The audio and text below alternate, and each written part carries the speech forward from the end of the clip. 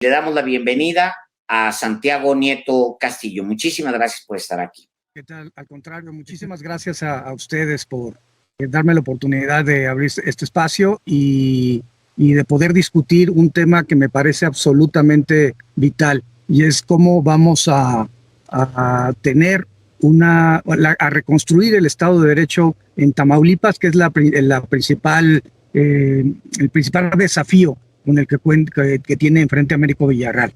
Creo que son varios temas, no sé por cuál arrancamos. Bueno, empezaríamos, si le parece, Santiago, lo que implica este plan descrito a detalle por el hijo del Auditor Superior de la Federación, del Auditor Superior del Estado de Tamaulipas, que ofreció 5 millones de pesos a los regidores de Morena para incluirlo en una terna una vez que se haya consumado la remoción, el derrocamiento del alcalde de Morena de Reynosa y colocarlo a él. ¿Puede un personaje como el Auditor Superior de la Federación ser ajeno, si su hijo es el operador de un esquema como este, y puede efectivamente el gobierno estatal ser ajeno, sobre todo si este personaje en los 3 audios? Sí, no, a ver, evidentemente no. Yo creo que lo primero que habría que decir aquí es que el Auditor Superior del Estado, Espino, siempre ha estado vinculado, cercano a Cabeza de Vaca. No hay ningún solo espacio del sector público en Tamaulipas que no se encuentre tocado por Cabeza de Vaca, incluyendo los órganos constitucionales autónomos o, en este caso, la Auditoría Superior del Estado. También habría que decir que el propio hijo del Auditor Superior, Luis Alejandro, menciona que Cabeza de Vaca está de acuerdo y en que se realice este golpe de Estado en Reynosa. Hay que recordar que Carlos Peña Ortiz es hijo de Maqui Ortiz, una dirigente, presidenta municipal en su momento de Acción Nacional, y que después rompe precisamente por la presión y el hostigamiento de Cabeza de Vaca con el PAN, y termina su hijo como candidato de Morena, ganando las elecciones en el año, durante el proceso electoral para la renovación de las presidencias municipales. Y creo que es muy importante resaltar eso, porque antes de este proceso electoral, el PAN había ganado prácticamente todo en Tamaulipas. Obtuvieron la gobernatura en 2016 y después en 2018 tuvieron un proceso electoral donde empezaron a perder espacios. Pero el punto central aquí es que se genera un golpe de Estado técnico a través de un juez penal, y esto es algo muy grave. Es un juez que se dedica a juzgar menores infractores, lo convierten una semana en juez de naturaleza penal, se libra la orden de aprehensión. Carlos Peña Ortiz obtiene una suspensión, y al tener una suspensión no puede haber ningún tipo de impacto, y pese a ello se declara que ha perdido sus derechos político-electorales en absoluta violación a la jurisprudencia del Tribunal Electoral del Poder Judicial de la Federación, que ha señalado que si el delito no amerita prisión preventiva oficiosa y si la persona no se encuentra en la cárcel, no se pueden suspender sus derechos político-electorales, porque la suspensión de derechos es una pena accesoria a la principal, que sería la privación de la libertad. Entonces, contrario a lo que establece la Constitución, este juez se presta a ese juego perverso y terminan buscando que Carlos Peña Ortiz se separe del cargo. Y viene la segunda parte, la parte del cohecho. Esto, la Fiscalía Anticorrupción del Estado de Tamaulipas debería estar investigando este caso. Yo creo que hay un suficiente elemento como para que la Fiscalía Anticorrupción a nivel federal atraiga este caso, en razón de la magnitud de la trascendencia de la conducta que se tiene que investigar. Y ofrece 5 millones de pesos diciendo que se van a obtener en el momento en que le dejen la presidencia municipal. Es decir, está planeando que va a ganar una cantidad de recursos de tal nivel que puede pagar estos sobornos a los regidores para que voten por él. Y por supuesto el tema de la complicidad y de la coalición de servidores públicos del tráfico de influencias se encuentra en la posición de este joven bueno, esta persona que fue el candidato a Movimiento Ciudadano, de la fortaleza que tiene su padre como auditor superior del Estado y finalmente en que el gobernador se encuentra de acuerdo con este tipo de operaciones. Yo creo que que se tiene que mantener la investigación y en la Fiscalía Anticorrupción, aunque sabemos que Raúl Ramírez es un incondicional de cabeza de vaca y que no hace otra cosa más que estar hostigando a los presidentes municipales de Morena. El gobernador Américo Villarreal está pues realmente preocupado por la forma como se ha destruido el Estado de Derecho en Tamaulipas y por supuesto está interesado en que pues, se pueda llegar hasta las últimas circunstancias, en este caso de corrupción, de tráfico de influencias, de cohecho y bueno, por supuesto, de un golpe de Estado en contra de una persona que fue electa por los y las personas ciudadanas de Reynosa. Me parece increíble y bueno, creemos que es un tema digno de reconocer a ustedes, de haber publicado estos audios, haber difundido esos audios, porque pues realmente es terrible que esto esté ocurriendo en pleno 2022 en México. Y sin embargo, Santiago Nieto, el caso específicamente de este señor, de Luis Alejandro Espino Acosta, pareciera ser nada más uno en muchos otros casos que hay en el estado de Tamaulipas, en donde hay un quebranto de la ley, hay un quebranto del Estado de Derecho. Y el reto para Américo Villarreal parece enorme. ¿Por dónde empezar? Si se trata de un estado en donde se ha quebrantado el Estado de Derecho y donde desde la cabeza, desde el mismo gobernador del estado, hay señalamientos hasta de lavado de dinero, ¿por dónde empezar? Y esa creo es parte de la tarea que usted está haciendo allá. Sí, a ver, lo que tenemos que hacer primero es que las autoridades federales volteen a ver, tanto en el ámbito de la Procuración de Justicia como de la impartición de justicia, lo que está sucediendo en Tamaulipas. El 15 de julio se dio un paso importante porque la Suprema Corte de Justicia de la Nación admitió la acción de inconstitucionalidad que se presentó, la firmaron los diputados y diputadas de Morena en el estado de Tamaulipas, reclamando la inconstitucionalidad de la Ley de Organización y Funcionamiento del Congreso de Tamaulipas, que establecía una mayoría calificada violando el proceso legislativo, dejando a los diputados y a las diputadas de Morena sin participar, sin haber sido convocados con la anterioridad debida, sin que la mesa directiva hubiera turnado el dictamen, sino fue aprobado en comisiones y después enviado al Pleno sin que pasara por el trámite de la mesa directiva, de una forma absolutamente irregular. Esto fast track fue en menos de 24 horas, ya se había aprobado una reforma que impide que Morena pueda designar al presidente de la Junta de Coordinación Política, presidenta, y además a cargos relevantes dentro del Congreso. Este es un primer paso. Necesitamos que la Suprema Corte mantenga esta posición. Nosotros consideramos que al haber existido, además de las acciones de inconstitucionalidad, vamos a promover otra respecto, ya lo comentamos en alguna ocasión, al de la Fiscalía General de Justicia del Estado de Tamaulipas, que asumió el control de los temas vinculados con inteligencia, con seguridad pública, de forma inconstitucional, porque eso es una función que le corresponde al Ejecutivo del Estado y que tiene un mensaje muy claro. Cabeza de Vaca no quiere dejar la Fiscalía y ve que el único espacio, el único reducto que le queda para poder mantenerse más tiempo es fortalecer a este fiscal que de tan tristes resultados recordaremos en el Michoacanazo en la época de Felipe Calderón. Pero aunado a ello, insisto en Raúl Ramírez. Raúl Ramírez también es un personaje siniestro en esta explicación, porque es el fiscal anticorrupción que estuvo persiguiendo a la presidenta municipal de Nuevo Laredo, al presidente municipal de Reynosa, al presidente municipal de Ciudad Victoria, entre otros, que fueron pues, acosados por parte de la Fiscalía General de Justicia del Estado de Tamaulipas. No eximo, evidentemente, a Irving Barrios, pero se encuentra también Raúl Ramírez como un personaje que debemos de estar analizando de manera directa. Entonces, ¿qué debe suceder? Se debe de mantener, la Suprema Corte debe declarar la inconstitucionalidad de estas normas, incluyendo las designaciones, aunque eso será por vía de juicio de amparo, de los titulares de las comisiones de agua de las zonas metropolitanas, que también los están blindando porque gran parte de la corrupción de Cabeza de Vaca se vio ahí. Y finalmente creo que se tiene que plantear el tema de que la Auditoría Superior de la Federación revise la unidad de inteligencia financiera. Se ha juntado recientemente el gobernador Américo Villarreal, para ver la información que haya de cabeza de vaca en la unidad de inteligencia financiera. Creo que esto es un tema muy importante.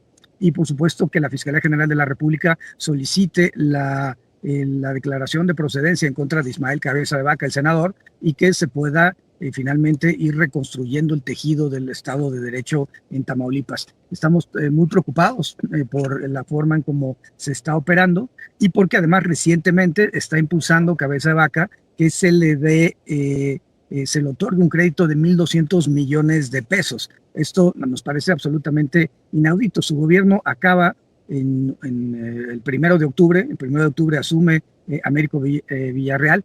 Ellos están pensando en buscar la nulidad de las elecciones, están presionando a los magistrados de sala del Tribunal Electoral local, están buscando contacto con los magistrados de la Sala Superior. Como lo hemos platicado, hay un incondicional de ellos presidiendo la Sala Superior del Tribunal Electoral, y creo que todo esto es en demérito del sistema electoral mexicano.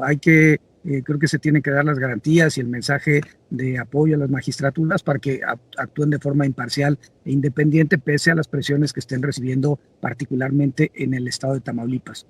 Pero en ese tenor, creo que es muy importante voltear a ver para qué quiere Cabeza de Vaca 1.200 millones de pesos cuando estamos a 2 meses de que concluya su mandato. Además de que están haciendo en este momento contrataciones millonarias, que también hemos encontrado en otros estados, pero no con esa magnitud, y nos preocupa muchísimo que estén ahogando para el último trimestre a la administración de Américo Villarreal a partir de deudas ficticias o reales o de generar un crédito que no debiera aparecer en este momento. Los colombianos lo tienen muy claro, tienen una ley que establece que cuando ya hay un gobernador electo, una persona electa, ya el gobierno saliente no puede obtener créditos, no puede ejercer recursos salvo para la operación normal, y sobre todo no puede generar políticas públicas o reformas legislativas que tiendan a detener el acceso al poder del siguiente gobierno, porque lo único que están generando es lo que quieren es generar una ingobernabilidad en la administración de Américo Villarreal, y eso no lo vamos a permitir. Ahora, son muchos temas. Santiago Nieto Castillo, ex titular de la Unidad de Inteligencia Financiera, pero hay uno que es relevante en términos de lo que puede implicar no solamente desde el punto de vista jurídico, sino político, que el Tribunal Electoral del Estado de Tamaulipas declare la nulidad de la elección sería efectivamente un golpe político a favor de García Cabeza de Vaca, en la expectativa de que eventualmente en el Tribunal Federal pueda haber una mayoría, porque el que lo preside es un personaje del mismo grupo de Felipe Calderón. Reyes Rodríguez Mondragón no solamente fue un empleado del gobierno de Calderón, es compadre de Roberto Gil Suart, el personaje que es el que lidera el grupo de Calderón en Tamaulipas y quien ha defendido y sigue defendiendo a García Cabeza de Vaca. Es decir, pregunto primero, ¿tiene Cabeza de Vaca una mayoría de magistrados en el Tribunal Electoral que puede anular la elección independientemente de cuáles sean los criterios? Y dos, Roberto Gil Suart está en el corazón de esta estrategia, incluyendo el Tribunal Electoral Federal. A ver, del primer tema, yo no veo que el Tribunal Electoral de Tamaulipas tenga elementos ni jurídicos ni ningún tipo de incentivo para declarar la nulidad de la elección, básicamente porque los agravios son absolutamente ridículos, que si estuvo Adán o Marcelo o Claudia en los mítines en los domingos, pues eso lo puede hacer perfectamente de acuerdo con la normatividad de la jurisprudencia actual. Que los servidores de la nación fueron representantes de casilla o fueron funcionarios de casilla, pues bueno, son personas que el Instituto Nacional Electoral los capacitó, les otorgó el registro y los integró en las mesas directivas de casilla. Yo no veo la ilegalidad por ningún lado. Es como si alguien que trabajara en una aduana no pudiera, como si la norma, alguien estableciera una prohibición para que las personas que trabajan en las aduanas no puedan ser funcionarios de casilla o no puedan ser representantes de partido.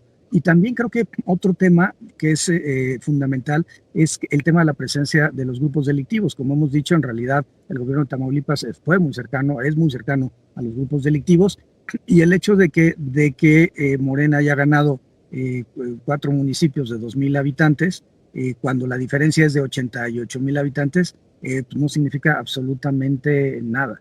Y evidentemente pues hay que recordar que en 2016 el grupo de Cabeza de Vaca fue apoyado por la columna armada y obtuvo votación en esos municipios. Entonces, realmente es algo que no tiene ni pies ni cabeza. Yo veo a los magistrados del Tribunal Electoral local bien.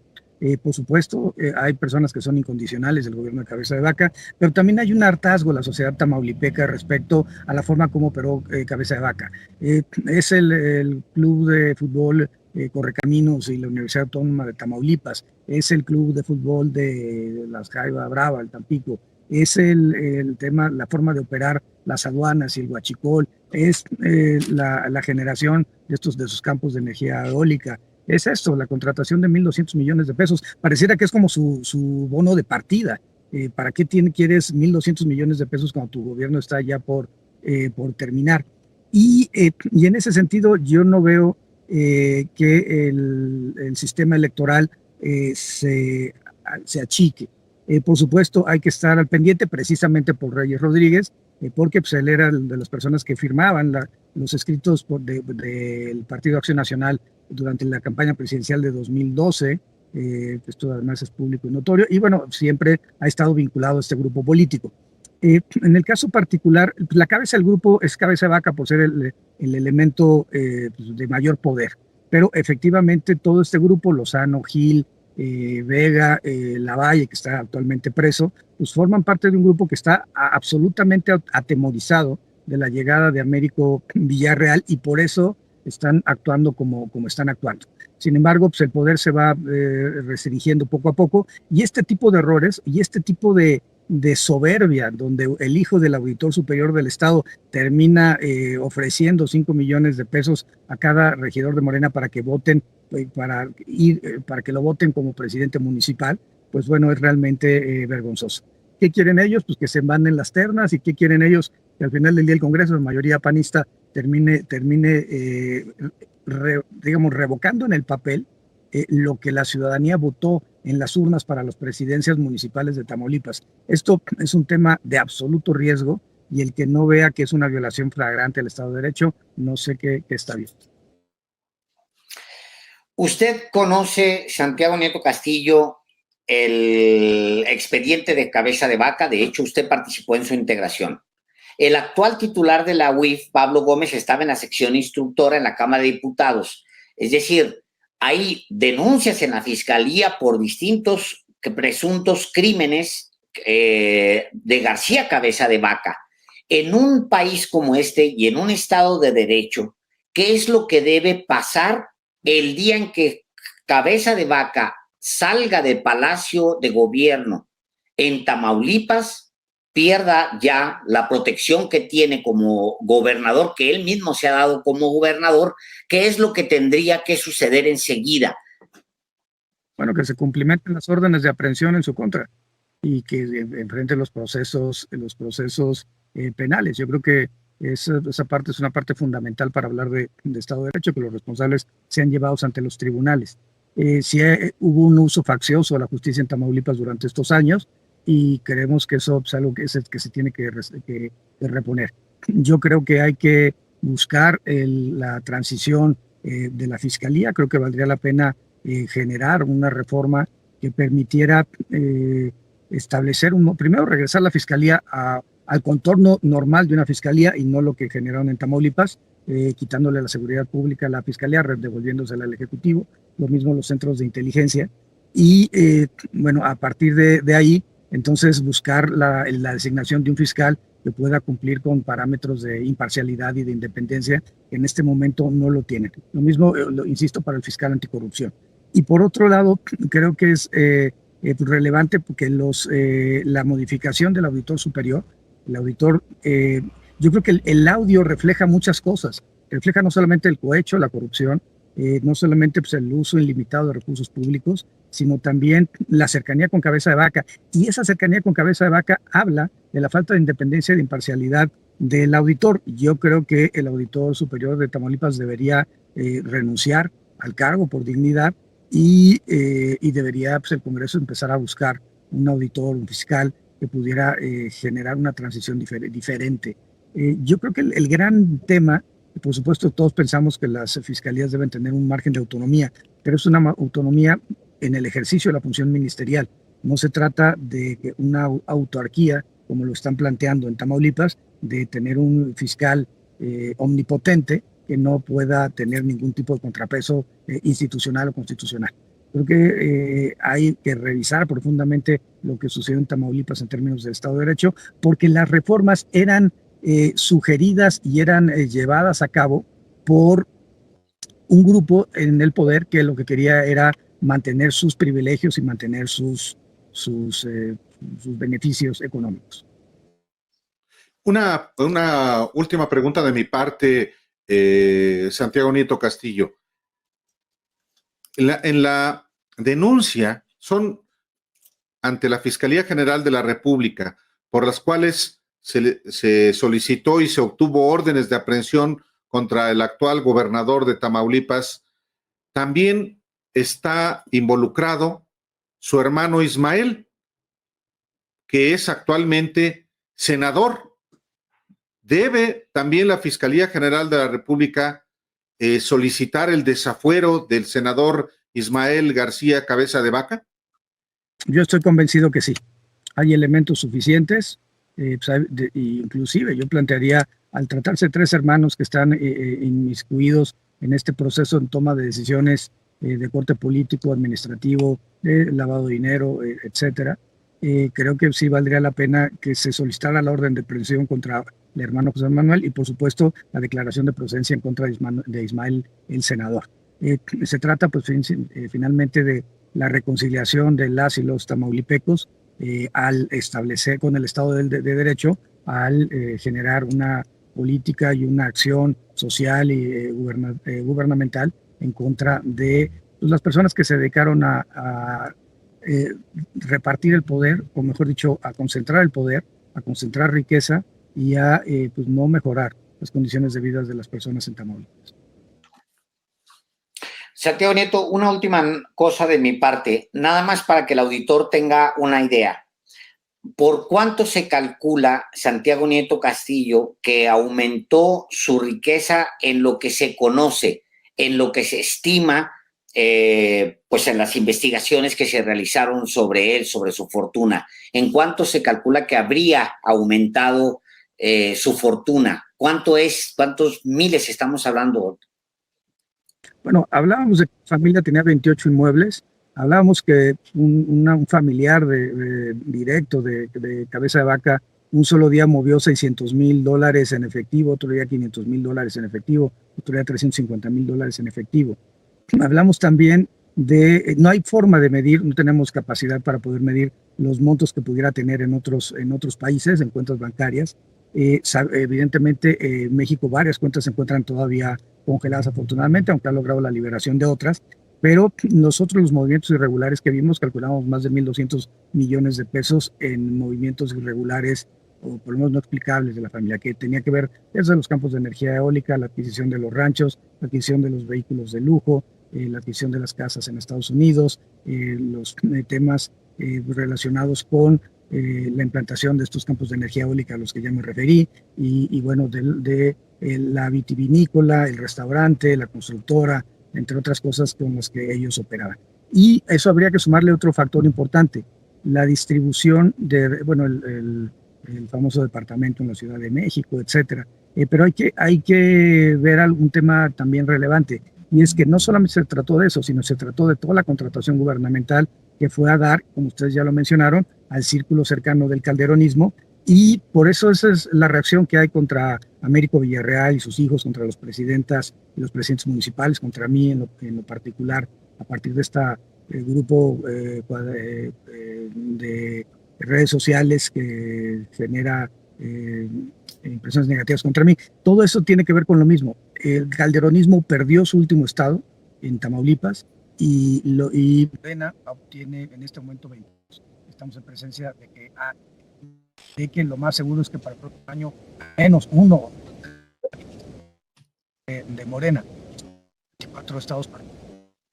Es algo que años esa explosión en México. Se estamos perdiendo la señal de Santiago Nieto Castillo. Yo no me le preguntaría a Santiago Nieto a ver si todavía es posible. ¿Por qué es importante, no solo para los tamaulipecos, sino para el país, este grupo que ha gobernado Tamaulipas y que sigue resistiéndose? ¿Por qué es importante ponerle el foco al grupo encabezado por García Cabeza de Vaca, Santiago? A ver, yo creo que es fundamental porque se trata del cumplimiento de las normas del Estado de Derecho, porque se trata de gente que han llevado al poder han estado en el poder desde el calderonismo, y porque pues representan una forma de negociación política fuera de los mandatos de las normas, y sobre todo que explotan esa posibilidad de poder para no llegar ante los tribunales, y creo que eso es algo que hay que terminar rápido para el país. Santiago Nieto Castillo, muchísimas gracias por haber estado esta tarde aquí en Los Periodistas. Como siempre, le agradecemos su presencia aquí. Muchísimas gracias. Un abrazo. Gracias. Gracias, buenas tardes.